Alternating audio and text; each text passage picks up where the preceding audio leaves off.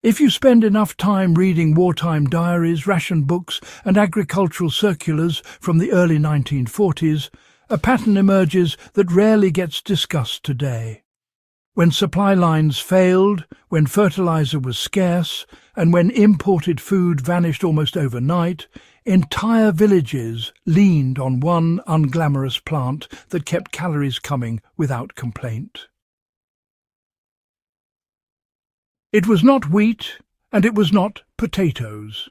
It was the Jerusalem artichoke, also known as the sunchoke, and during the Second World War it fed civilians across Europe in ways modern agriculture has largely forgotten. This story matters because it is not nostalgia. It is a practical lesson in resilience, calories and soil independence that still applies today. Today, the same method applies.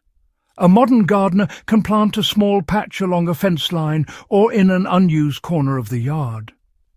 Once established, it becomes a semi-permanent food reserve that, honestly, requires almost no annual effort. Why did post-war agriculture quietly move away from it? Well, after the war, agriculture shifted toward uniformity, transportability, and industrial processing. Jerusalem artichokes, you see, did not store or ship well. They bruise easily, vary in shape, and simply do not fit standardized packaging. They also developed an unfair reputation as poor man's food, a label many wartime crops suffered once abundance returned. There was no single decision to abandon them. They just did not align with the goals of post-war food systems built around supermarkets, long-distance shipping and visual perfection. What modern growers overlook about its long-term value? Today's gardening culture often, prioritizes yield per season rather than reliability across decades. Jerusalem artichokes excel at the latter.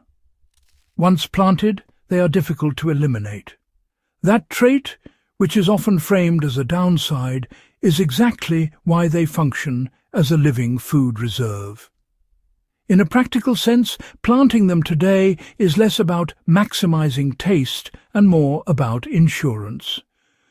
They sit quietly underground, indifferent to supply disruptions, price spikes, or fertilizer shortages.